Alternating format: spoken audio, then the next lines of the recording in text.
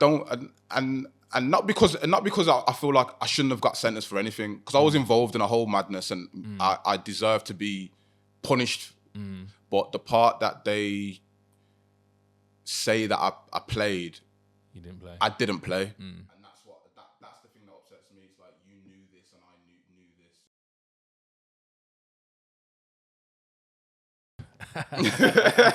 this. Nah, this is a good brethren of mine. You know what I'm saying? Met in unfortunate circumstances. You know what I'm saying? But obviously, beginning of a series, one-on-one interviews with Speed. You're here to tell your story. Yeah, man. You get me? So, like I says before we start, like, let's just get into how you got into the situation in terms of how did I? Yeah. How did you see? Get into this situation? Yeah. So obviously, where me and you met, obviously was in the can, innit? Yeah. So that's where now, like, I'm talking about in terms of like, how did you, like, what made you want to do this? Oh, what made me want to do this? Do you know what? Well, okay, but it does come from that then. So come closer to the mic. Yeah, so it does come from that.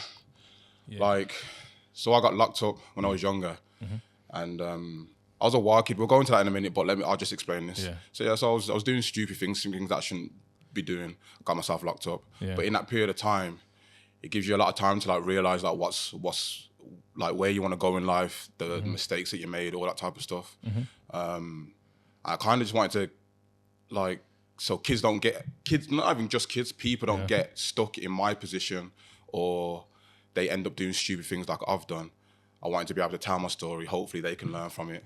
They can apply some of the stuff that happened to me to their own lives, and then that can push them forward, kind of thing. That's a good one. So if we was to start from the beginning and we was to ask you, what's your story? Yeah. Like, what would the title of the story be then? My story. My story starting from now or from the beginning. Because my story starting from life, it would be life after life. That's what I'd call it. Life after life. Life after life. That's a heavy. I didn't even prompt you for that either. But I just gave you a title for. Yeah. So there it is. Life after life. That's the one. Life after life. So where does that start? Let's start from the very beginning, and let's start from growing up. Then. Growing up. So I'm from Brum, from Erdington. So like obviously Erdington's not really known for anything crazy other than there's a lot of like robbers and stuff like that. What when you say it's not known for anything crazy? So it's like in the drill era. Yeah, it's got a bit of a name for itself. But when I was growing up, so when I was growing up, it never really had a name for itself or anything like that. And so people from other areas used to come down and think they could bully boy people and all that type of stuff. Okay. And me and my friends, my people, it seemed like it was the first ones to just not have none of it. Okay. So then that just got us into a lot of trouble. You get what I mean? Okay. Well, one thing I would say that Erdington would be known for is like smackheads, isn't it? Smackheads. There we go. So is that the reason why you would say people would? Maybe because it's known for that. They just assume everyone's that. You get what I mean? They're there to territory, turf. There we go. There's money involved in it. So all that type of stuff. They're just trying to see who's, you know what I mean? Who's who. Yeah. Because obviously I'm not even from them ways, but when I was a kid growing up, I remember one specific occasion we gone Star City on the bus. Okay, yeah, Star City. You know what I mean? And obviously when we're getting off the bus, you got man asking us where we're from and all sorts of like, yo, like, you know what I'm saying? We're just we just come out of the ends for like our first times and man question us. So, you know, I wouldn't say it was necessarily Erdington people, but it might have been something like what you're talking about basically. Basically, yeah. People try and pressure you, people try to come around and like, if you crumble, and then you get took for a victim for a long time. You get what I mean? Okay, yeah. And it seemed like I grew up with a bunch of kids that all of us had the same mentality. Like, that's not happening to us, kind of thing. And and obviously when you stand up for yourself, sometimes it leads you into to bullshit, and you get into fights. And then it progresses into more and more kind of drama. So when you say you're not having it, would you say that forced you into like a gang situation or? I would never call ourselves a gang because we generally was just a group of friends. Like that's generally what it was. It weren't like we ever spoke to each other and says, "Yo, we need to link up so we can defend ourselves and blah blah blah." It was just we was friends. My friend would get into a problem, we would all back him. Okay. And then I'll get into a problem, they'll all back me, and then but things just go back and forth. Over nothing. It gets to a point where maybe even the two people that the beef started over are cool now. But I'm still holding feelings. You get what I mean? And then it's stupid, and that's part of the reason why I'd love to be able to talk to people about that. And it's like it's a waste of time, bro. It is a waste of time. Going through everything that I've gone through, it's like you get, and having the time that I had to sit down and really think about my life, you do realize that it's just a waste of time. Don't get you nowhere. Yeah. So basically, you're young. Yeah. You're not having none of that. This kind of started from like 13 up to, well, basically, 17. 17. Yeah. You're not having no rubbish. Did that lead for you and your friends to get involved in anything else? I'm trying to paint a picture here in terms of like, you're saying you're not having nothing, but you're on the defense. Yeah. Like, there's people that, there's people that live different type of lives. They're not having nothing. They're on the attack. They're involved in, selling drugs, this and that. You know what I mean? Like, do you know what it is? And that's the problem as well, because that is just like it goes into a slippery slope. Yeah. You start off defending yourself, and then you eventually might become the aggressor. Then you get what I mean, and then and it just gets sticky. You know them ones. It does. And that's what I'm trying to say. It doesn't go anywhere good. Yeah. So you start off as the defending yourself, then you start pressuring other people, and then you start pressuring everybody, kind of thing. Like just innocent bystanders that ain't involved in nothing, so and it just turns into something stupid. Do you feel like when people realize that you ain't taking no check, you get a boost from it then? And then you get a boost from it, and that's what happens. It boosts your ego. Now you feel like you're the man. Yeah, it's like it's like a fake. What's the word I'm looking for? Like you feel like confidence, but it's like it's like a false confidence. Yeah. You know what I mean? Yeah. No, I hear what you're saying. So it's like, you get a boost from them. Everyone gasses you up. You feel good. And then you realize now you have to keep up appearances now. Yeah. Because okay, so like you might get into a situation where you don't even think it's that deep. Someone said something, you think it's a joke, and then your bedroom's, you're gonna let my man chat to you about like that? And now you feel like, okay, I have to perform now because pride gets in the place. Now everyone thinks that thinks I'm weak, thinks I'm soft. All right, cool, let me go do something. And you didn't really want to do it in the first place, but now you're trying to look after your name and your reputation and stuff like that. You end up doing stuff that keeping up appearances, and it's never good. Okay, so where did that lead you to then? So it led me to you just get deeper and deeper. So it starts off with like fights, then people start bringing out knives. So then you feel like you have to bring out a knife, and then it leads to me getting locked up. Yeah. Basically, that's where it got me. So basically, you started off on a defense. You're making these guys know I'm not having that. Yeah. Are you saying that basically they're upgrading, so you're upgrading? Basically, yeah. It's an ego boost thing now. Like who's willing to go the furthest? Yeah. And at that age, you're not really thinking about consequences. Not really. You think it's just life, innit? Yeah. You get to a point where like, this is just normal life. Yeah. This is just what it is. You go out, you carry a knife with you because everybody does. That's just normal. You don't even think in your head that obviously it's illegal, but at the same time you're like, but this is just how it is, kind of thing. This is how to keep cool. This is how to keep cool. It's how to keep all right. Like it's like talking about on the motorway. Everyone knows that you can only go 70 miles an hour. They know that it's breaking the law if you go over it, but most people drive over 70 miles an hour just because that's just how it is, kind of thing. And that's the best way I can kind of explain it for the regular people to understand it. Yeah, basically, you're not thinking of the consequences. That's just not a thought, innit? It's just not a thought. It's more the thought. The rules of the streets. Is more what you're thinking about than I'm my own personal brand and who I am and kind of thing. That's what's more important to me than the law at the time. Okay. So we're saying that's got you into a sticky situation then? No, but loads always. Yeah, it gets you because then you trap yourself. You get what I mean? You get yourself into a situation where it's like, oh well, I have to just keep going down this road because my pride's telling me that I can't take a loss or I can't be took for an idiot. So I have to just keep pushing forward on it. And then the more you push forward, the deeper you get, the more nonsense you get into, and then it can just lead into a whole madness where everyone's life's changed. You get what I mean? Just change your life forever. So what kind of nonsense was you getting into then? It's street fights. People are trying to, I don't know, like you get these calls where people are saying, "Yo, I'm looking for you, and I'm gonna stab you when I see you," and all that type of stuff.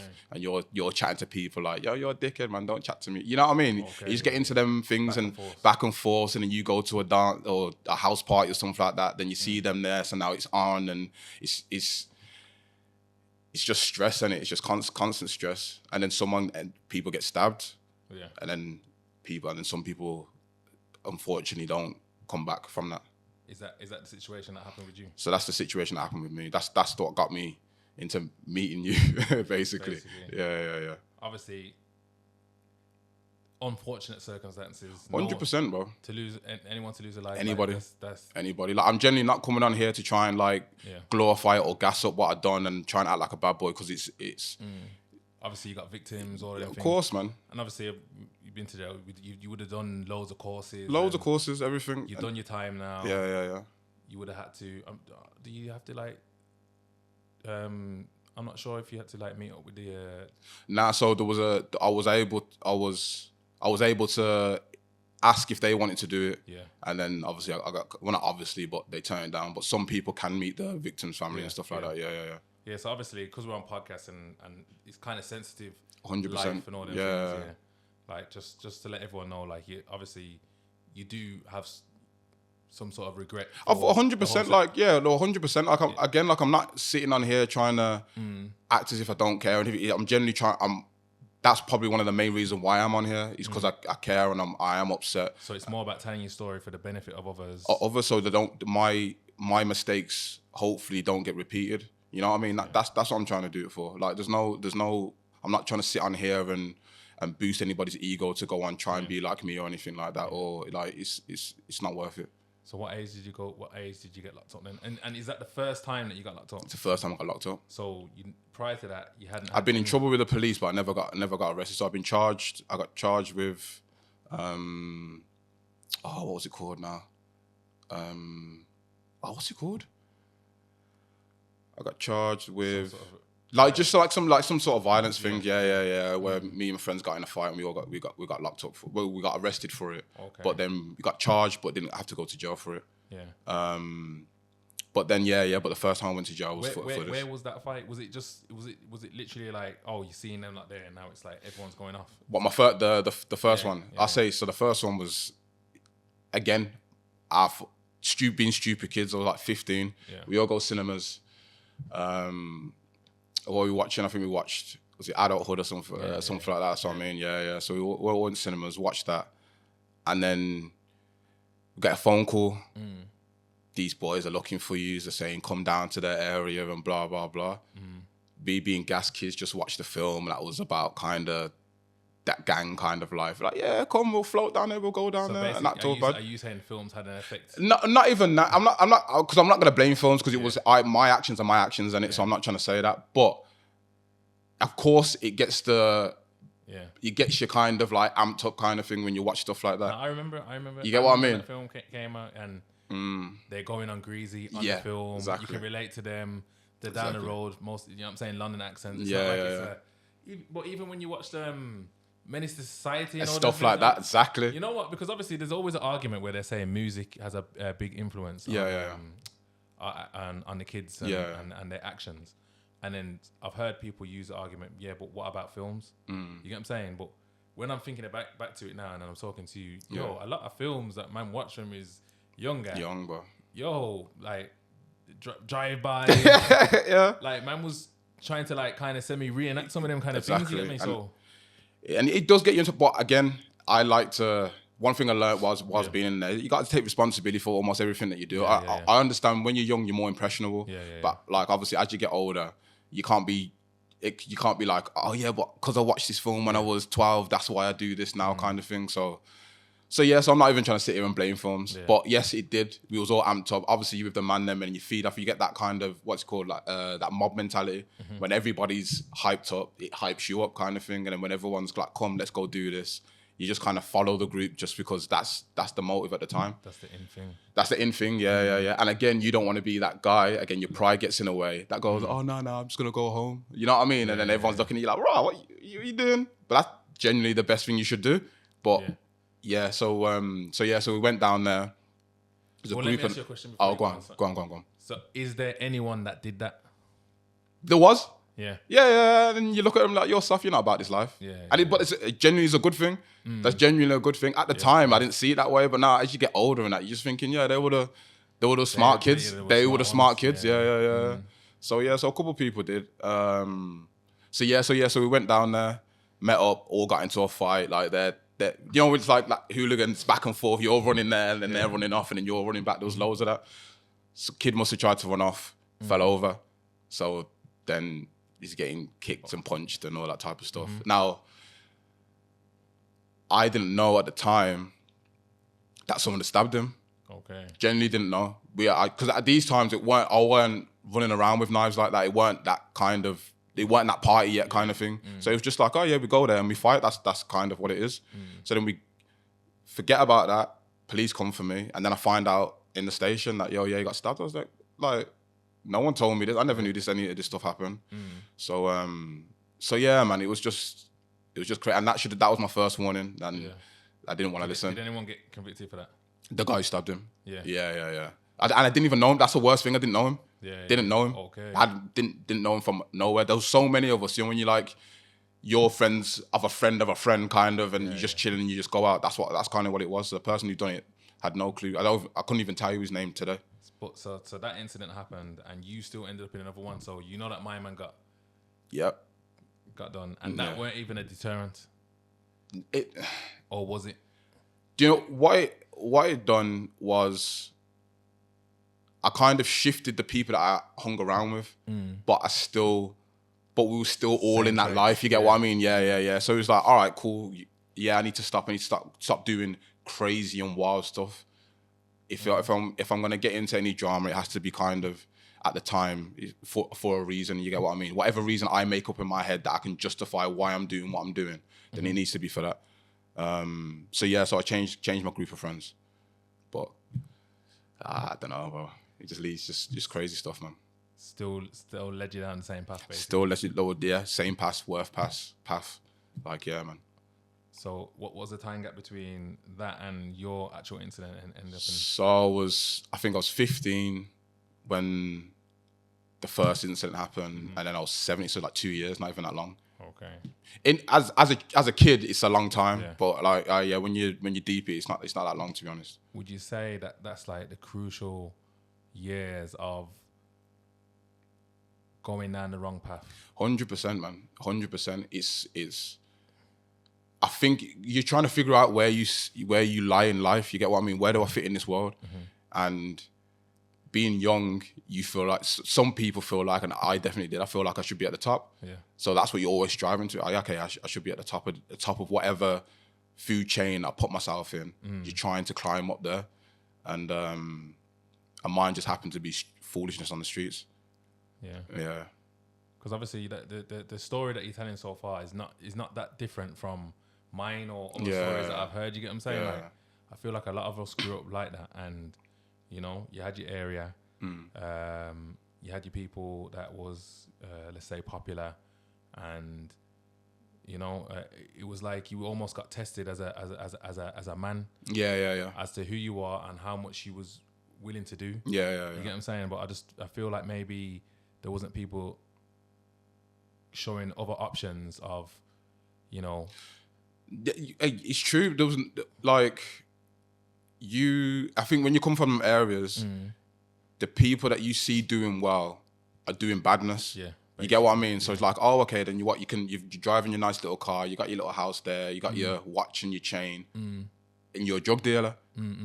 Oh, okay, then so that's how I get these things. Now I'm not gonna look. This is not me trying to say that I had a troubled childhood or anything like that. I grew up with my mom and dad in a nice home and stuff like that. Like, and they've done a lot for me. Like, I can't act like I had a troubled, like, hard. So your mum and dad's been together? But yeah, those together. All my childhood was together. So I can't say, oh, it's because I didn't have that at home and stuff like that. 'Cause that's a lie. My dad's a good man. My mum's a good woman. But the thing that we lacked was money. Yeah. And I knew that, you get what I mean? So that's what plays a part in it. Like, you're thinking, oh, I'm struggling and people are doing well. How they're doing well? Oh, they're into this, into crime and stuff like that. I guess that's the way to move up. So do you think there's like, maybe if you was to look back, in hindsight, and you could put yourself in like your parents' shoes, what would you have done? What do you think they could have done differently to, you know, maybe make you avoid going down a certain path? Obviously, life is life, so there's no right way. But I think me then. I think the only way out of that was you generally move. Yeah. It would have had to just been that I get taken away from all my friends, the area, the drama, and I get time to actually reflect. Yeah. So, because I feel like when you're in it, you can't. It's just life, innit? You get what I mean? That's all it feels like. It feels like it's a constant. This is just life. This is just normal. Yeah. And just get on with it. But I feel like when you remove yourself, like when I got locked up, when I got removed out of it, then you look back and then you think, why did I end up doing that? Why was I doing this? Why was I doing that? Because a good point that you did make is about finances not being there. Yeah. And then, like, if I was to look at life now, having kids and all them things, and then looking back to what would have made me go down the streets a bit more, and it would have been a thing about finances. Yeah. And then I'd think to myself, how could I change that situation if I was my parents? Yeah. And I'd think to myself, maybe spend more time, you know, doing things with, you know, maybe with my mum and my dad, my dad and whatnot. But obviously it's hard because there's no money. So exactly. You know what I mean? Or they might be out working a job. Yeah. You know what I'm saying? And that's what it was. Both of them worked and stuff like that. Yeah. There's a lot of pressures. So as much as it would seem easy to have a solution to certain things, you gotta understand, like, finances and just having just providing for a household. Yeah, it's a big task. It's 100%, man. And it's like, and you can't just say, oh, we'll just go earn more money then, because it's just like, it just don't work that way. You get what I mean? There's no quick fix to that. So it's just you can get stuck. Definitely. So when your incident happened, was it a case of straight away locked up? You want to give a brief breakdown of it. Obviously, I can't go into. I don't want to go into too much detail. Not because I don't want to be open and honest about it, but yes, 100%. There's other people that it's like this is their reality. It's not just a story to them. It's their reality. It's their life. They live through it, and I'm trying my best, and I hope that I don't upset anybody by like talking about this. But I do believe that it will help people. So So I talk about it from my point of view. We went out to me and my Cody. Went out to a party, and we were just chilling, just doing normal things. We found out there's another party to go to where everybody's gonna be. So we planned to make our way down there. On the route down there, we find out that one of our close friends got attacked at the party that we was going to. So we got attacked. So he got and what did he say? He got told that he got stabbed in his head and all that type of stuff. And so again, being in that kind of prideful and nobody can touch my people and all that type of stuff, you know, that kind of mentality. Like if someone does something to my people, then all right, cool, it's on kind of thing. So being upset like that, went back to my house and let me go back. So we got told he attacked our friend and then there was out looking for us. So we just assumed that it's some beef that we've had. They've found him, caught him slipping, mashed him up, and now they're looking for us. And we're on the way down to the area. And the area is my home, so it's not like I'm going out of my way. So initially when you went to the party, you haven't gone... No, we haven't been equipped. So we haven't even, we're on the way to the party. We haven't even got there yet. Yeah. But you're not going there with no. Well, no, we weren't going there weren't going there for no bad vibes. But they said that was looking for us. So we deliberated about like, yo, what we're gonna do. It was because it was late in the night as well. So it was like, okay, are we gonna go to his mom's and see if he's all right? Are we gonna kind of like let our face be known and we're out here? If people are looking for us, come for us, kind of thing. So yeah, we were kind of deliberating all that type of stuff. We you go back to mine and stupidly, I'll talk about myself. I again, because we found out that he'd been stabbed in the house, I thought, all right, cool, if we bump into these people, we know that they've got weapons. So stupidly, let me tool myself up. So anyway, then we go out. And when I talk about the story, it's like if it was in a movie, it wouldn't seem real. You'd be like, well, this is nonsense. I literally walked to the bottom of my road. They drive past. Okay. And they drive past slow as well. Driving, so what age is this then? See, that's so I'm 17. Well, all of us are 17. But the guys in the car obviously must have been 18 and above. And I think the oldest there was like 30.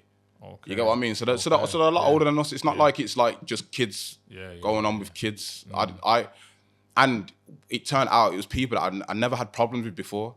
So I don't know what happened at the party. I don't know what drama it was over. Still to this day, I don't know what was said or why it all kicked off. All I know is that my friend at the time got attacked, and then they was going on a madness for some reason. So we get to the bottom of the road. They drive past.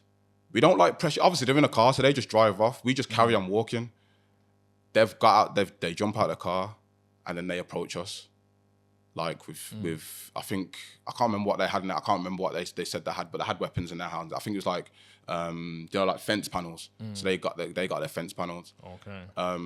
So yeah, we get into a big discussion. A scuffle kicks off, but then we all go opposite directions. So they go one way, we go the other way. In my mind, the night's done now. It's like, all right, cool, we're done now. Like it's all kicked off. They've run off. We've run off. It's kind of like that's it. That's it. So where we've gone, it's like they've walked one way, we've walked the other way, but we've both come back around again. Yeah, we've both walked around, bumped into each other. At the time, I'm on the phone. Someone's arguing with me down the phone. I think one of their friends, that we kind of like our mutual friend. So I'm arguing with him. He's like, what's going on? I'm arguing with him. Like, nah. But why did they do this? The next thing, I look up. People are running down an alleyway. I don't know in what order. All I do is look up and people are running down the alleyway. It's like, when things happen so quick, you're just like, what's going on? You can't really make sense of what's happening. By the time everything's realised, I haven't even crossed the road. I think I've got like into the middle of the road. By the time I've got there, somebody's running out. I'm saying, what happened? And he was just like, what happened? And he'd been stabbed. So someone down who ran down the alleyway got stabbed. I'm like, what, like where, like how, and kind of thing. It's not your people. So it happened to be, unfortunately, the guy who passed away went down there, and my Cody. Okay. So them two went down there. Now, whoever who was chasing who, I'm not 100% sure. Still to this day, I'm not 100% sure. But yeah, went down the alleyway and he come back out. We got back to mine. Someone had been stabbed. I was like, yo, what happened? Like, where? Because we're just running now. I see him running. We just running kind of thing. So we just run off. Again, it's right next to my house. So we just go back to my house, ask him what happened. He goes, he stabbed him. I was like, where? He goes, in his stomach. Again, being from the streets, you hear people get stabbed all the time. He got stabbed he got stabbed 10 times and he gets out of hospital and all that type of stuff. So when I hear that he got stabbed in the stomach, it's like, oh yeah, my man's, he'll go to hospital and get stitched up and he'll be all right. And he'll be all right. And the next day, hearing that he sadly passed away, man. So I got done. So I didn't even get done for I didn't touch the guy who died. I didn't see him get stabbed. I didn't see any of that. I just happened to be there. So there's a thing called joint enterprise, and that's what I got done for. Okay. Yeah. So was it a thing where everyone got brought in? Basically, so because it's Erdington, I'm not trying to gas myself in that, but people knew my name kind of thing. And then people knew that the guy who got beat up, that was his friend.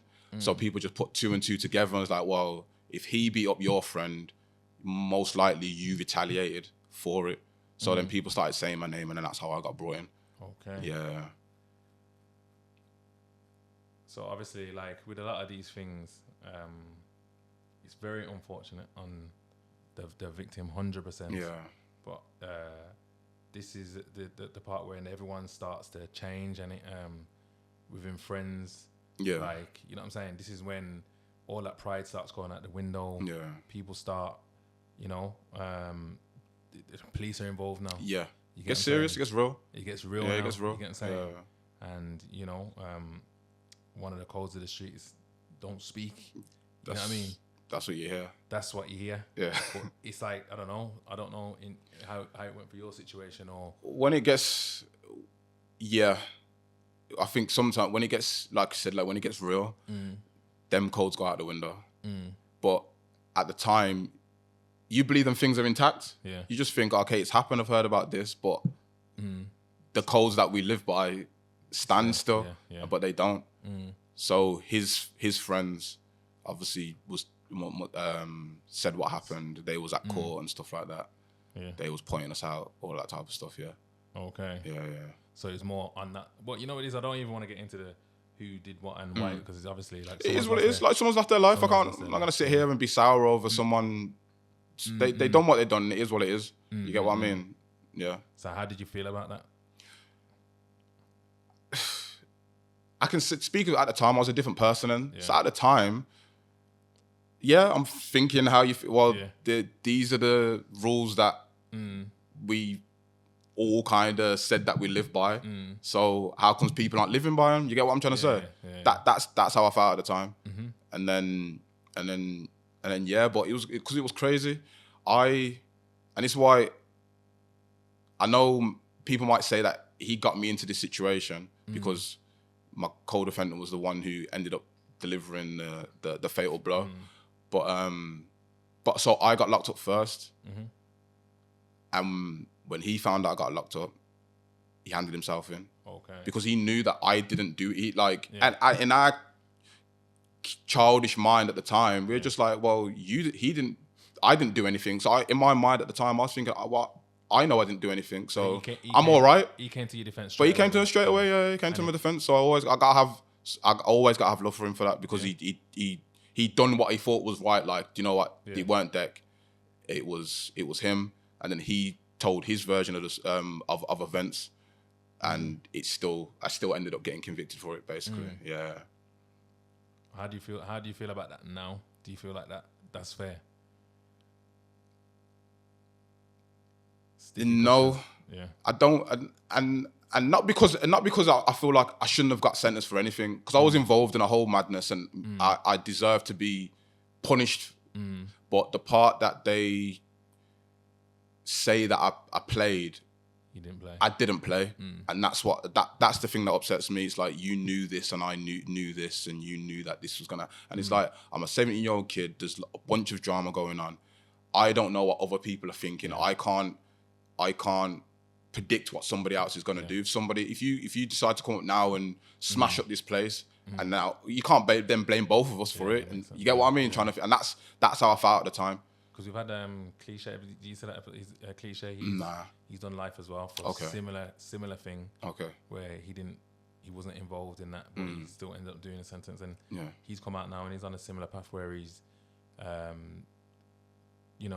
getting involved with different initiatives to get the rules changed or at least looked at. With a joint enterprise thing. Yeah.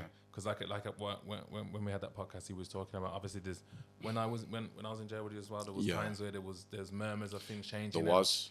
Yeah. And I thought I was going home, not gonna lie. I thought I was going home. But it didn't. They said it was changing, but it didn't really change, did it? It didn't. It changed for the people that was, as far as I understand, it changed for the people that was on trial.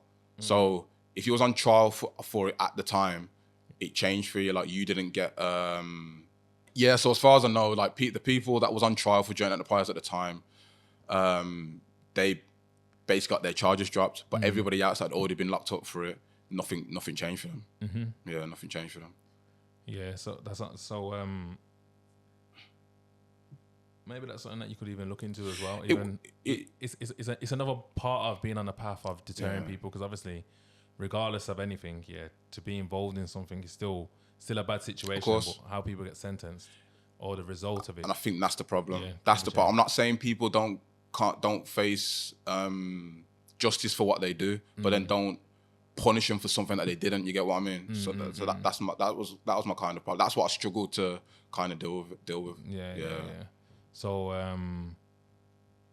let's get on to the sentence then. Obviously, it would have been your first time. Yeah. It would have been your first time in jail. Yeah. You've been in the station before? I've been in the station before, yeah. But you've not actually been in jail? But I've never been in jail until then. So how did you feel just landing? Nah, just obviously you're nervous, you're scared. These are obvious things. Like obviously you're thinking, right, well, what's it gonna be like? You've seen 1-2 films and you think, it's pressure, it's on kind of thing. So where does that ego follow you from? It had to. Yeah. Because I was still that person, innit? So it was like, even though my life or my thinking didn't just change overnight kind of thing. So even though I was like, I felt I'm in a serious situation, I didn't all of a sudden become the person I am now kind of thing. Yeah. So I had to go in there with bravado and make sure that, where did you start off in Wales? Yeah, so Wales. So I was, the juvies. Yeah, I was 17. Yeah. So in juvie, so I was in Hindley. Yeah, sent me all the way up into Hindley. How come they did that? In Wigan. So the person who passed, he just recently got out of prison. Okay. So they was thinking that if we put you straight into, he's got friends there, so it's not a good situation. Even though he was older than us, so I don't even think we would have bumped into anybody. That's the excuse that I heard anyway. Okay. Yeah. And how long did you get sentenced for? I got sentenced to 12 years, life. Yeah. 12 years. 12. Yeah. Ended up doing 13 or just under 13. Okay. Yeah. Well, back in then, that's a long time. It's a long time then. Yeah, it's a long time. Nowadays, all kind of changed. Yeah, it changed. Literally, a year after, I started seeing people coming in with real sentences. And it's just like, it's mad. So, what did that sentence do for you then, like in terms of timeline? Because, like I says, I've met you on the sentence. Yeah. So I'd say that's more like. Is that halfway? Would you say halfway? Yeah, I think by the time was it awkward days on it. So they're halfway. Yeah, I've done 6 years by then. So then, if I was to give my opinion from what I would have seen from you, like in terms of like prison on a whole, you can go to jail, and you meet some gassed up people, like, you know what I mean? Like you can tell you're only doing a year, you're doing 2 years. Yeah. By the way that people are talking, how loud they are, you know what I'm saying? And then you see certain people that are just like kind of getting on with their business, moving around, doing what they need to do. It's kind of like, this is more like home. You have to make it that way, innit? Do you get what I'm saying? So that's what I probably seen from you from when I first saw you. You get what I'm saying? And it's one of them ones where I would say, when it comes to like the lifers, it takes a longer time to get to know them than any other inmate. Yeah. You get what I'm saying? Like, I could see multiple times. Before. Before. There has to be like a specific reason. Why are we gonna chat? We're gonna start definitely. Talking. You get what I'm saying? Definitely. So, like I said, like you would have been just going about your business as normal. Obviously, I would seen around certain people, but it would have took a bit of time before we even started chatting properly. And it's probably the gym helped us as well, going to the gym, training with different people, and then we're doing chest together this day. There you go. Then I'm showing you what levels I'm showing you about, you know what I'm saying? Like, you showed me. Is that how it goes? Bro. All right, cool. You showed me. All right, cool. I'll give it. You showed me. You taught me. Nah. To be fair, when it comes to the because there's people in the room. I don't want to say gym now, because the man them are in here as well. They're gonna say lava and all that. Okay, then Nasium. Yeah, Nasium. and you know how it was going in Oakwood as well. The fight. It was crazy, too long. Bro. But in terms of that though, you was one of them ones that like pound for pound, body weight and all them things. No, I was an animal. Animal. Yeah, I was. Animal. That's not me. I'm not trying to be overly gassed, but I was doing numbers. Because I would have said that I was probably like 14, 15 stone I think the heaviest I got was like 13. I think that's what I'm saying. Yeah, and you was 13. keeping up. Yeah, Not even keeping up. You was doing more. On certain things, yeah. On certain things, you was doing more. Yeah, you know what I'm saying? So it's mad. But what was the first half of the journey like, and to the second half? It was the first half. Like when when you first go in, obviously, again, like I said, in my mind, I didn't do anything wrong. Yeah. Oh no, I didn't. Well, I didn't stab anyone that led to their death. I didn't do that. So in my mind, it's like, oh yeah, I'm gonna get locked up, but I'm not gonna end up getting done for murder or anything like that because I didn't do it. And then my co-defendant has said that didn't do anything. He was the one who was. He's the one who done the act. So I'm thinking like this is a kind of a clear-cut situation. Yeah. So for the whole time, I'm thinking, yeah, I should be coming home. Hopefully, Appeal. get to, or no, should be. Well, I haven't been sentenced yet. So I'm on remand now, thinking, okay, well, I'm gonna go to court. They're gonna hear out the evidence, and then hopefully the jury's gonna say, oh yeah, nah, he should go to jail for this, but not for that kind of thing. It didn't turn out that way. They told me that I'm getting done for murder as well. So the first, like, I think it was, how long did I do now? I think it was like 9 months until all of it happened. So for that first part, I was kind of hopeful. Yeah. And then when you get hit with, you're doing a life sentence. It's like, nah, like it's not real. It doesn't seem real. You get what I mean? It's like, I'm not, what do you mean 12 years? I'm not doing 12 years. What are you talking about? Like, of course I'm not doing 12 years. Something's going to happen down the road to say, someone's going to realize that this is a mistake. You get what I mean? Yeah. And So you denial at first. Kind of, yeah, that's what hits him. It does. You get told. And I remember I'm 17, so it's like, it's most of my live life. They're telling me that I have to do in a cell. You get what I mean? Yeah. So that's the first thing that hits, and then obviously then it slowly grinds, and you're like, nah, this is real, innit? Yeah, this is real. But juvies was a bit easier, just because me and Makodi was like the only ones that was in there for something like that. So most people left us alone or was a bit scared. And we didn't even go in there like bully boys. Like, we didn't try and like pressure anybody or anything like that. It was just because we was in Wigan. We're from Birmingham. We're in jail for murder. A lot of them are in there for like, I don't know, robbing a pizza shop or something like that. You get what I mean? It's not. They're not doing that. Crimes, they're not doing them type of crimes in it. So that was easy. And then they split me and Makodi up. And then that's when it got real, because then it was like, okay, I have to stand on my 10 toes, you know what I mean? So then from there I went to Aylesbury. Yeah, and at the time that was when, have you ever seen that Aylesbury documentary? I've heard about people that have been to Aylesbury. That's like right by Spring Hill. Yeah, not too far away from Spring Hill. So there was a Aylesbury. So when that Aylesbury documentary, I think this is like 2012, I think it come out. So I was there. You seen it? Yeah. So I was there during that. So at the time, Aylesbury was one of the baddest jails you could kind of go to as a YO, innit? Okay. And coming from Birmingham, did that affect you? Because I didn't know nobody. So they sent me up there. I didn't know anyone. KB, that's it. Yeah. Shout out to KB. Like I saw KB there. Yeah. Shout out. So I think he told me no. So I think he heard that there's a guy from Brum in. Yeah. And then he just shouted someone and said, yo, tell him to come check me. And I checked him, it was KB. And I was like, oh yeah, I know you from back here. I used to listen to your music and all that type of stuff. So what's going on? He was looking wham and that. I think, all right, cool. I was like, all right, cool. He was. I was like, these are the levels.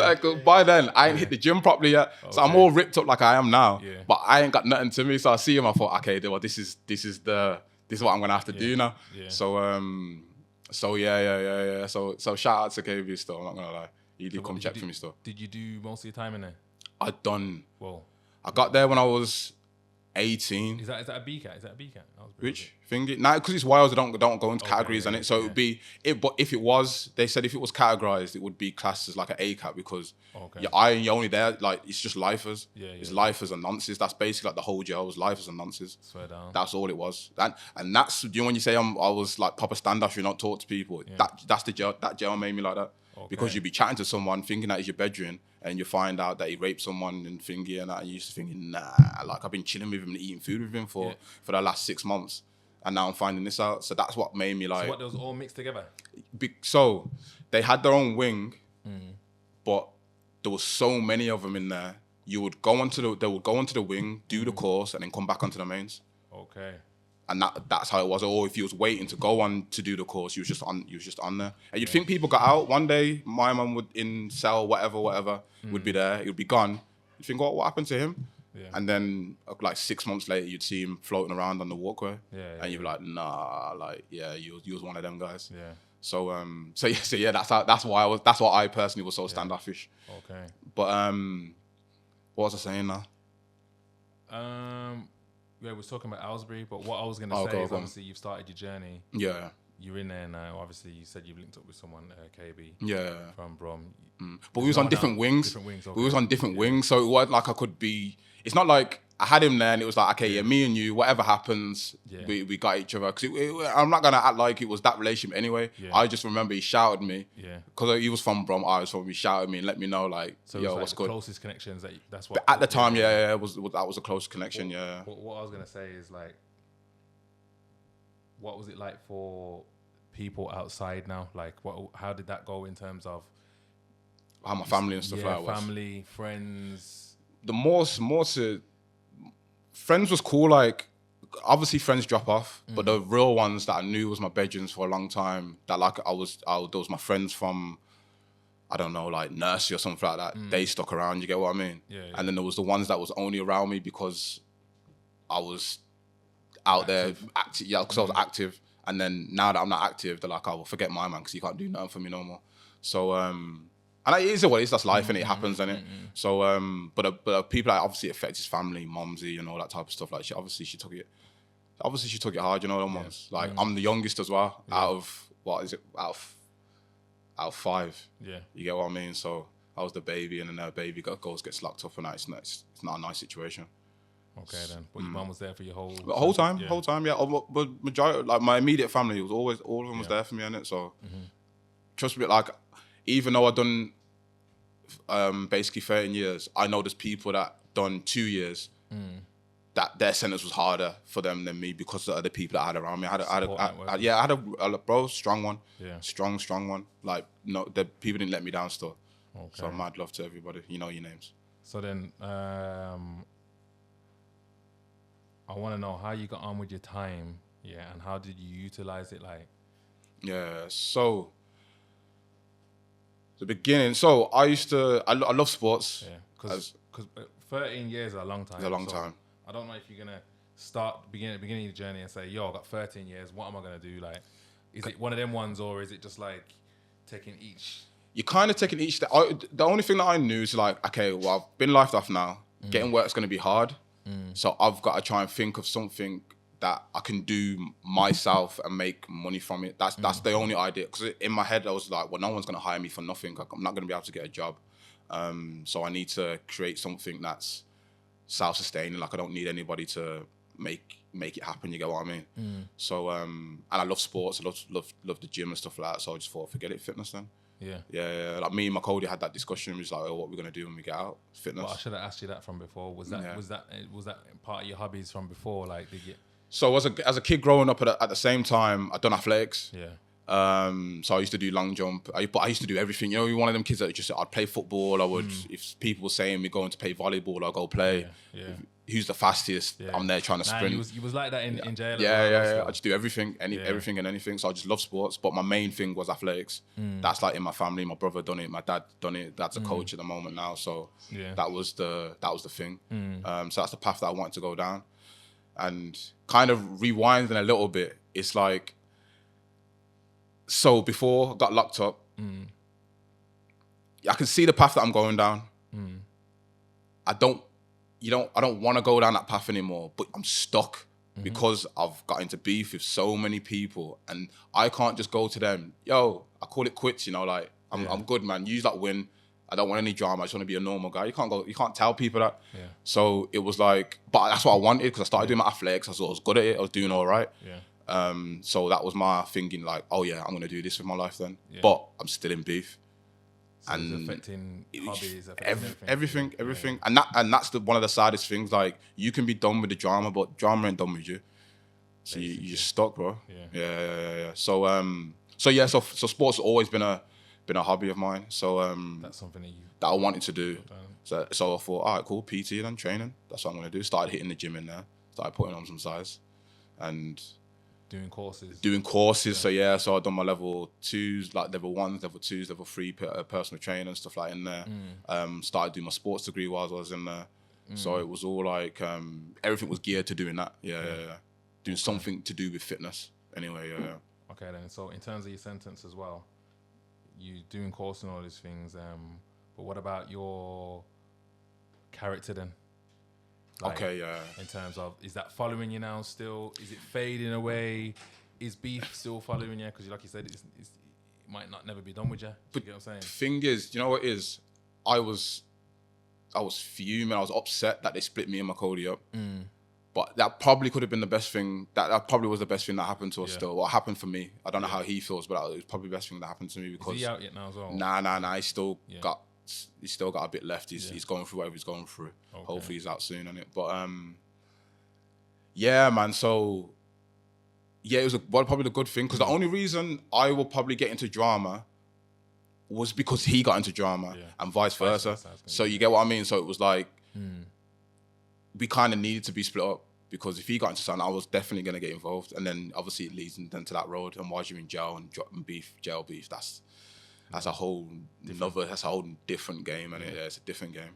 But did you experience any of that? Nah, you know what? And again, I think it was good that they sent me to Aylesbury because I didn't know anybody, so I didn't have any beef that I had to defend. I didn't have to defend anything. I'm from Birmingham. I don't care about Erdington. I never even heard of Erdington until I told them. So they've got whatever passer they've got with whoever they've got, and I'm just an innocent bystander for the most part of it. So it helped me, man. It helped me. Yeah, man. So back to the sentence. Getting on with courses. All of them things, and obviously we wouldn't. Aylesbury. Did you go from Aylesbury to Oakwood? I went from Aylesbury to Oakwood. Yeah. So you done the second half of your sentence, basically. Basically, all of it in Oakwood. Yeah. So when I was in Aylesbury, I got there when I was 18, and I stayed there until I was like over the time. I think you meant to leave at like 21, and I think I was either 22 or basically 22 kind of thing. So I spent all that time in there. Obviously, going through stuff like you get into arguments. Obviously, while you're in there, people try and G-check you. And I remember that was a big thing while you was in there, and you have to stand on business. Otherwise, you get took for an idiot. I'm not gonna act like I got into bare fights, but you just gotta let people like, yo, I'm not a punk. At the same time, like you said, pound for pound, I was strong. So when I'm going to the gym, and then people are seeing me lifting stupid weights, I think it kind of puts into their head that like, okay, we have to half second guess. Bit of respect. Put respect on his name, innit? Because he's not some scrawny idiot that you can just manhandle and it's done. It's gonna if we're gonna go fight him, it's gonna be a fight. So and I didn't try and I wasn't trying to be a bad man no more. You get what I mean? I was like, yo, I'm a normal guy. I'm not trying to check you. I'm not trying to be the toughest guy in the wing and stuff like that. I'm trying to do my bird and go home as quick as I can. So my perspective changed on that, but the emotions inside never changed. So when someone used to talk shit to me, bro, it would burn. It would burn. Like, cause that person is trying to come out, and I'm trying my hardest to like just keep him in. To contain it. I remember like someone saying something to me on social, something like that. Me going behind my door, and I'm just obsessing over it. Like to the point I wake up in the morning, shoes on, gloves on, thinking I have to weigh him in. I can't let this go. And you have to proper do this like self-talk of like trying to get you off the edge on it. So there's a couple of times like that, man, and it's a hard thing to change yourself. But I knew it was a necessity. It had to be done, kind of thing. You know what's mad that you said that, because like you said, you behind your door, you have to really, you get more time to think, because you might have acted on impulse if it wasn't. You get what I'm saying? And then also at the same time, you're going to be surrounded by a lot more people who are going to test you. You get what I'm saying? Everyone's like, me being in there for life and that. There was like 20 others on the wing that was in the same, like, you get what I mean? Like my whatever I've done holds no ranking in here no more, because it was that type of job. So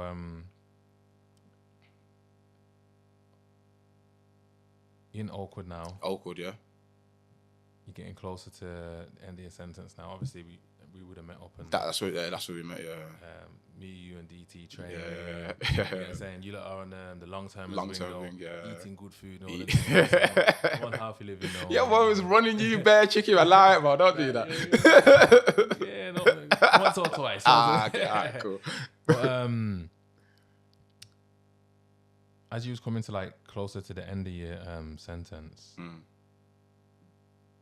did you feel any like anxiety coming out, or like what life's gonna be like? Because I'm gonna be real with you, bro. I didn't even do a big sentence. I've done like 3 years. Yeah. And when I first hit the road, it was still like, yo, I didn't even want to be around a large amount of people for certain times and certain things. So 13 years is a long time, bro. Like I thought, like I never seen a car in ages. Yeah. Kind of mad things there, bro. Like how was that for you? Like you was alive, Eden? Bro, it is a mad one. So you go when I first went inside, I must have been like 2 years in. You forget what the road's like. Yeah. You genuinely forget what freedom's like. You're like, this is just it. And then I had so much time left. I couldn't even think what outside was gonna be like. You know what I mean? So I've like done 2 years. I've got another 10 left. I'm just doing jail, and like you said, then the time comes up. Then your mind clicks and like, right, I've only got 6 years left or something like that, and then it kicks in. You're like, oh shit, what's this gonna be like? And then you start deep in like what outside's gonna be like, and yeah, man, like obviously anxiety and stuff like that. That's just a normal human emotion. Everybody gets it, and so yeah, you start feeling a bit anxious. You start thinking like, what's life gonna be like? Where am I gonna fit in the world? I don't want to be doing the same foolishness I was doing before. So yeah, like what's there? Like what's it gonna be like? So yeah, man, you get nervous and you're not too sure. So what kind of steps did you take to prepare myself? Prepare yourself, yeah, because that's important as well. Like it's one thing to say to deter people from going in. Yeah. But then there's people that like keep going in and coming back out. Yeah. Because they don't know how to stay out. You get what I'm saying? Yeah. I think the thing you gotta have at least a general plan of what you want to do. You can't. I don't think you can get out and then figure out what you want to do. You have to have. You kind of have to have like a plan in motion. So you like I said, I've done the courses in the hope that I'm gonna get out. Gonna do this PT thing. Gonna do a gym. I'm gonna eventually open up a gym and blah blah blah. And you lay all these things out, and you just work towards that. That helps you get through your sentence. I feel like if you're gonna sit there and just do nothing and then try and figure out when you get out, that's why you just go, this is all long. I'm just gonna jump back on the road, and then you end up coming back in. So so to people that either going through it or might end up going through it in the future and stuff like that, you need to have a plan. You need to make sure that you stay in contact with people that aren't on foolishness anymore. Yeah. So luckily, my close friends, they could have learned from my situation. They saw that just got locked up. All right, cool. We need to change our lives because this is. So it had an impact on someone. It had an impact, and it had it's sad to say like a negative thing had to have, but it had a positive impact on somebody's life at the time, innit? So they jumped off the road and they got serious about their life, and then I lent into talking to them more then, and I think that's what helped me stay away from it, because they're not telling me stories like, yo, I just got a box and I done this, and now you're sitting there thinking, when I get out, I'm gonna. You get what I mean? They're telling me, oh yeah, I went to work and I've moved up and I'm having kids and I've settled down with my missus. You know what I mean? They're telling me normal life. So, and also it kind of reaffirms to me that, oh yeah, you can do this road stuff, but when you want to switch up and do a normal life, you can actually go live a normal life, because they have.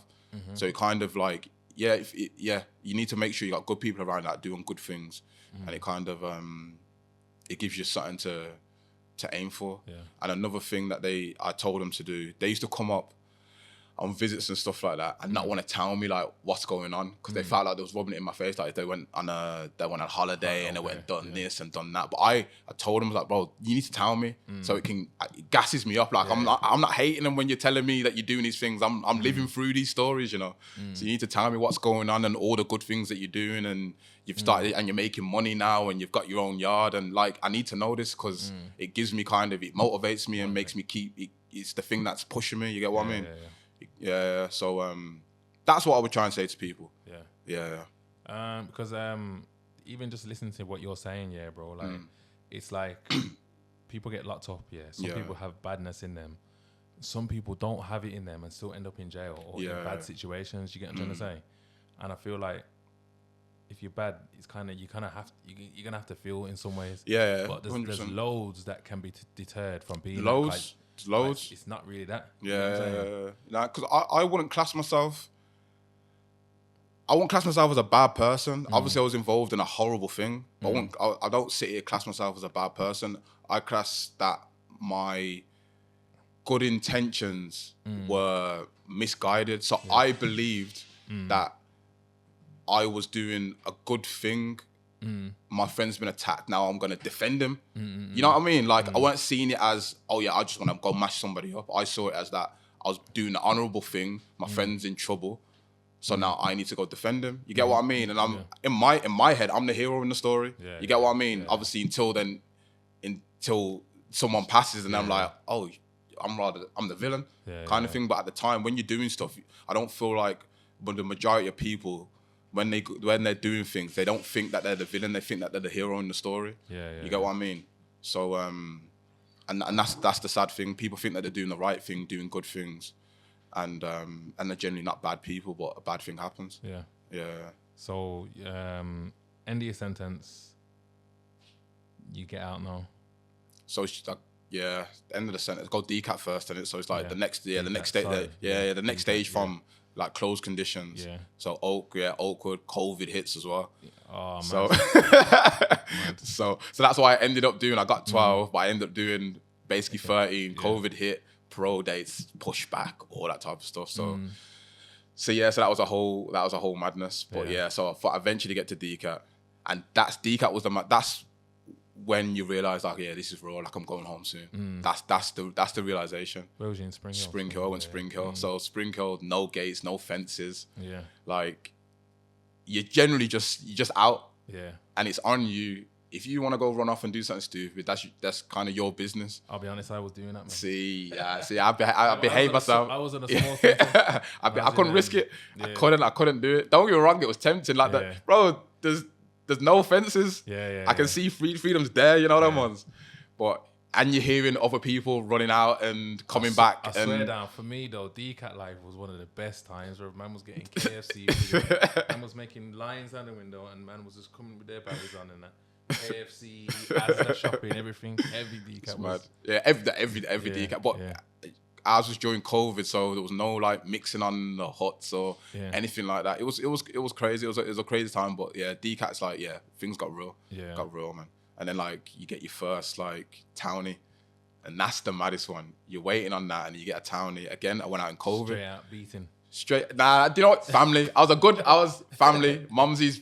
And dad and brothers and all that stuff that have been there for the whole time. That was the first one was, I need to pan over the family. I have to see them. The second one was, nah, I had to get. All right, let's say so the second one to be that you're on a life sentence. Is someone there waiting that whole time for that one beat? Nah, you know what it is? I had to pattern. I had to pattern up. I'm not gonna lie. I had to pattern. I had to do more ones and twos to make sure that it was lined up there and it kind of thing. And I could just step out, do my thing, and come back with a smile on my face. Okay. Pattern up how though? You make some calls, you know them ones. What are you using dating apps? You make some calls. Use some dating apps. You make some. You remember some names from back in the day that you have to hit up, and all that type of stuff. You're hitting up girl from when you was 30. Not even not even that. It's like, so what I will say is through my sentence, I was never in trouble for girls. That's what I'll say. I'm not gonna go like I was a ladies man and doing the most or anything like that. But for a couple of years, I had someone there that was coming up and visit me and all that type of stuff. I was talking to him and little pen pals and all that type of stuff in it. So you had some that followed the journey. So I had some that followed the journey, and then some obviously disappeared, and then new ones come in, and then I'll go on a visit, and then you'd see his girl's brought up her friend, and she sees me and waves, and now it's like, yo, pattern that up. So pattern me up with a girl that, It's mad because there's man in jail that get themselves into situations where they're getting married from some funny situations. Like you said, you see a gal on a visit, next thing you asking your bridging, next thing you know, that girl's coming to visit you. Yo, it's crazy. It's mad. Or you're trying to tech man's girl, and that's another jail problem. Or this man that's outside waiting to take. That stuff used to happen. Like you said before. Some fights, some visits because of that. You know, there was some get their head boss out of visit because of that. Their bedroom moved to his girl, and now them two are beefing in jail now. Yeah, but you causing problems, you know, causing problems out there. It's crazy. It's crazy. So yeah, I'm coming out. Yeah. Yeah. So I'm in. So yeah. So the family one, that was mad, man. It was good, but I didn't know how to use anything. So you get dropped off in Milton Keynes. Yeah. Family are like, I think they're running like 10 minutes late or something like that. So I'm thinking, oh yeah, just go in there, go McDonald's, go buy food, buy some food, and everything's touchscreen. I don't know how to use any of that.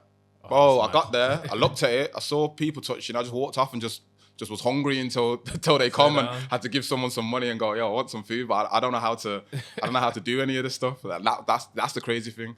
So the crazy thing. You would have went into jail when it was like PlayStation 1 or something, innit? Nah, it weren't that far back. Yeah. It weren't that far back. You would have seen Xboxes in jail and it 360. So yeah, now 360 was out. 360 was out when I was, but it was a 360. Yeah. I think PlayStation 3 just come out or something like that. That was the thing. PS3 was the thing. Yeah. So technology is just... Technology was different. There was no Instagram. There was no Snapchat. But you would have seen all of that. There was no... From other people, From other people, I saw it from. Life, Other people. Yeah. All right, then, safe. Then, so... DCAT, how long are you doing DCAT? 2-3 years? Is it because it's changed now? I think it worked out to 3 years that I ended up doing in there. Yeah. So you when you get out of there now, like you've come to your last few weeks now, you're getting out. Do you have a plan? Yeah, I had a plan. So whilst you're in there, you get the opportunity to go out to you start going out to work and stuff like that. So the easiest one was like in there you could get your CSCS card and then go on sites and stuff like that. So I had a job on site, and I thought to myself, like, all right, cool, I'll get out, go to the sites, just so I've got some money coming in. I do all this labouring stuff and then build up from there. That's the plan. That's still the plan. I've moved up from being a labourer now, but yeah, that's where the kind of the journey began, and take that money, pull it into my fitness thing and get that stuff really going. Because one thing that you said when we spoke off camera, which is an interesting point, is that obviously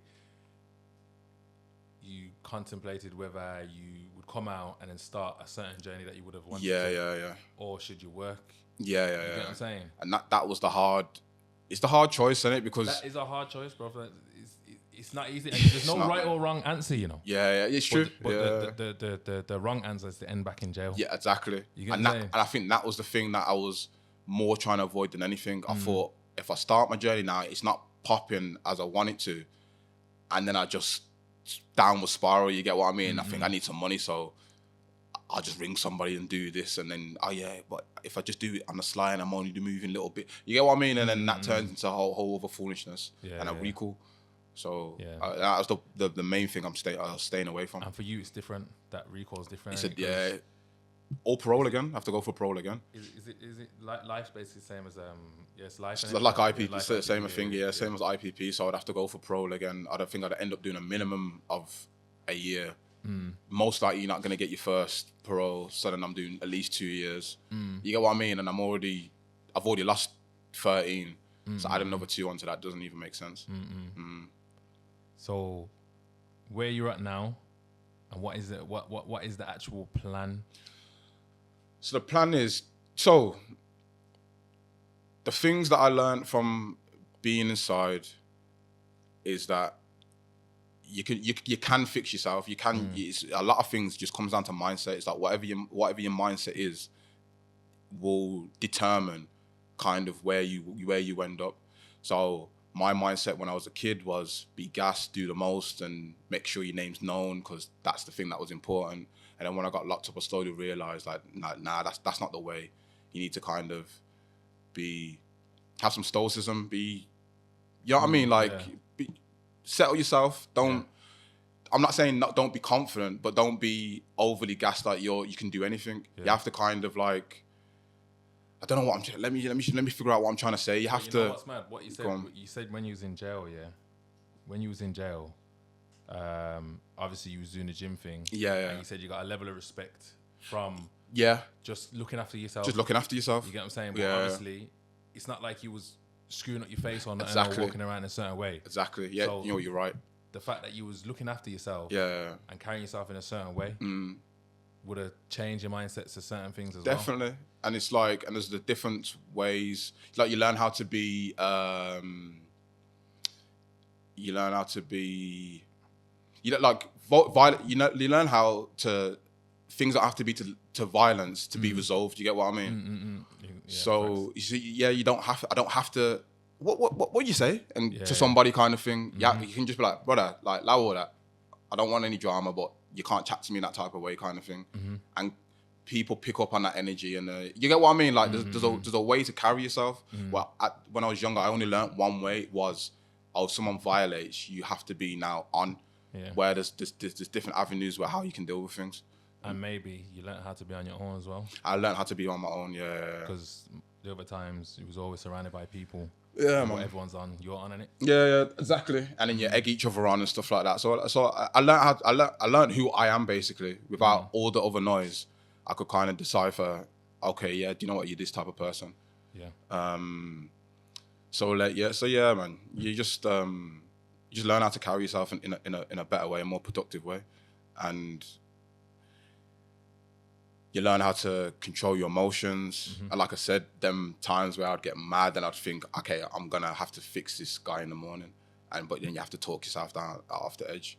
And do you know what? The person who helped with that was my mum. Actually, she sent me a book. I think it's called the Chimp Paradox, and it just talked about basically. Are you read it? Yeah? Yeah. So that was probably one of the first books I ever read, and it kind of just it kind of breaks down how your thinking leads to how you react. And it helped me understand myself, and it also helped me understand other people. So when I used to see other people acting up, I could kind of think, but he's only acting up because of maybe this and that, and now he's like in the book, he's like, now his chimps reacted and got aggressive kind of thing. So it allowed me to understand other people, and then I then wouldn't get as mad at them because I would understand. It's like, but it's only because your ego's been hurt and blah blah blah. So okay, yeah, I get it. You reacted in that way, and I wouldn't take it to heart as much as I used to. Yeah. So managing your emotions, managing your thoughts, they're the main important things, bro. Definitely, and even reading books then. And also reading, it's another way of learning. Obviously, being in there's not much ways of getting information. Why did your mum give you that book? I think genuinely because she thought it would help me. She just thought, okay. Did she tell you how she came onto that, like, or was it? My mum's a reader though. Yeah, okay, mom's one of them readers and like about like self-improvement and all that type of stuff. Like my mum's into that type of stuff. Obviously, when I was out, maybe she couldn't have given. She gave me that book, I would have never looked at it. Just being 100. I would have said, safe, and it would have been on the side gathering dust. You know what I mean? But being in that situation, you don't have much to do in it. So, and it's a blessing. So how long you been out now? Just over almost a year and a half now. Year and a half. Still kind of fresh, really, isn't it? Still fresh, man. There's still things that are like are new to me that I don't like. I'd have to hand it off to someone and say, "Yo, what am I doing here?" Or you got what I mean? Like at the moment, be like being self-employed and stuff like that. You got all these taxes and I don't know what I'm doing in it, so I have to chat to a bedroom like, yo, what am I doing here? We'll go on YouTube and watch a couple of videos. Guess what? A lot of people still don't know. Yeah, it's true. That's the maddest thing. It's true. You come out on the other side and people that ain't even been in jail still on the same antics. And that's a sad thing, man. Yeah, it is definitely. It's a sad thing. I see a couple of people that I used to know still kind of doing the same stuff, and I just think, how are you not moved on from this?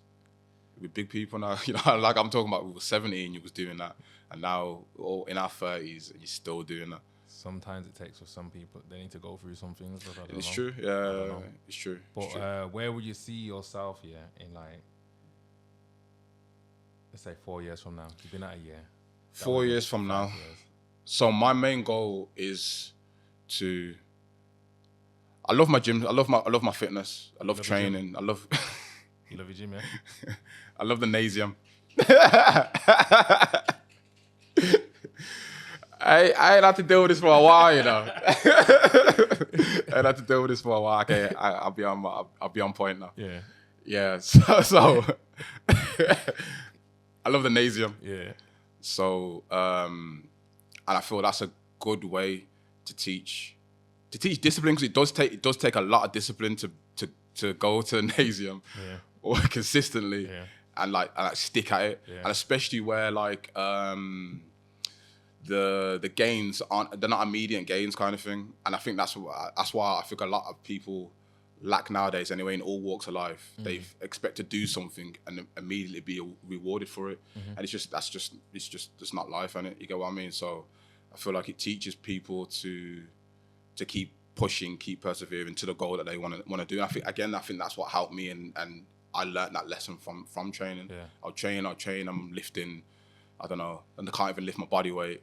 So what is the actual plan though? Okay, then the plan with that, yeah. So the plan is that start my own personal training. So that's what I want to do. So I want to online coaching as well, or is it?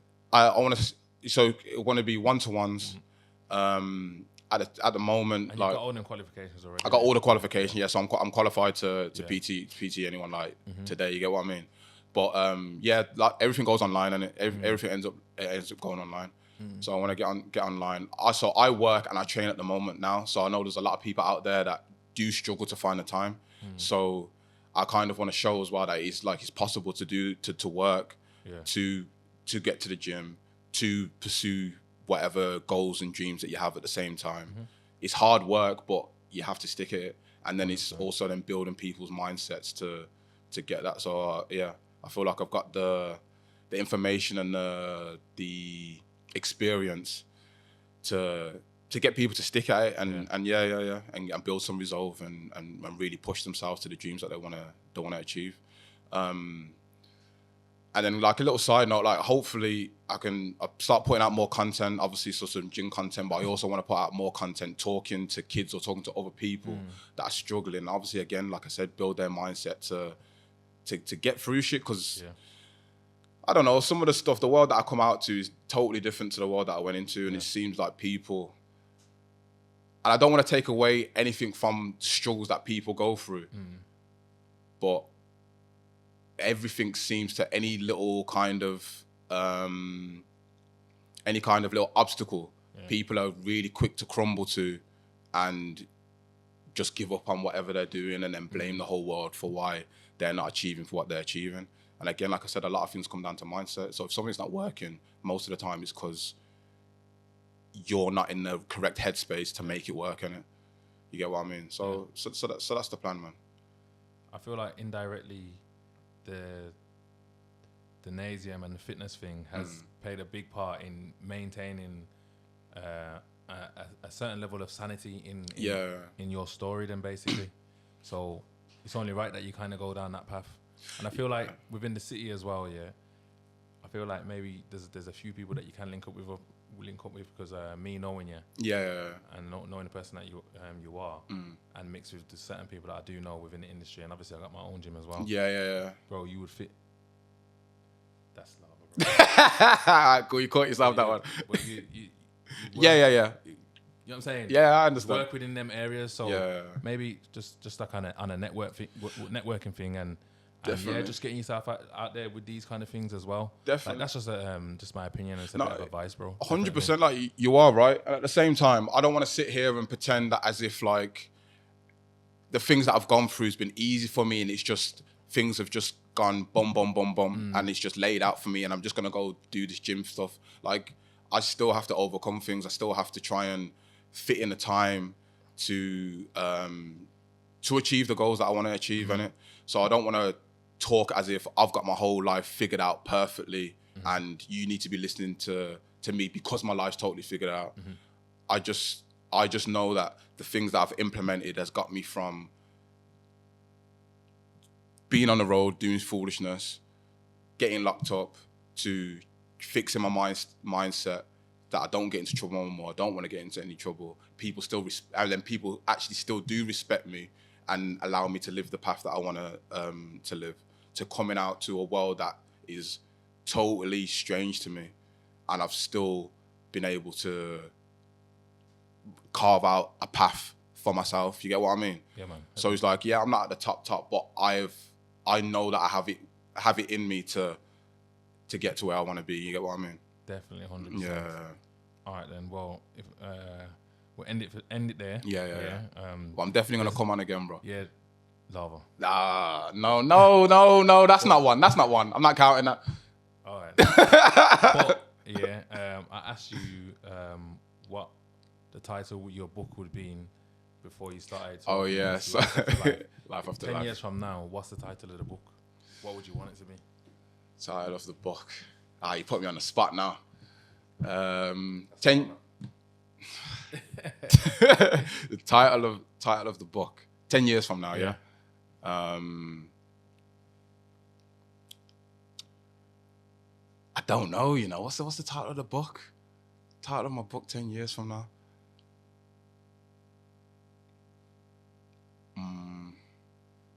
You put me on the spot like this for? That's lava too. Yeah. Okay. 1 second. Title of the book.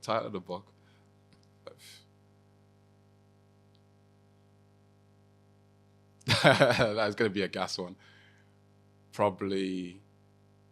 Title of the book. You're welcome, mankind. You're welcome, mankind. You're welcome, mankind. And what's that represent? That I've put my story out there.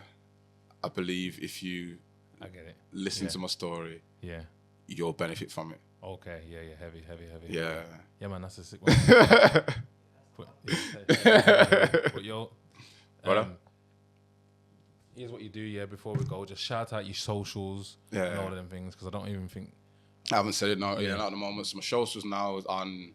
I only run on Insta most of the time now, so it's Insta, Deck Fit. That was it, Deck.fit_.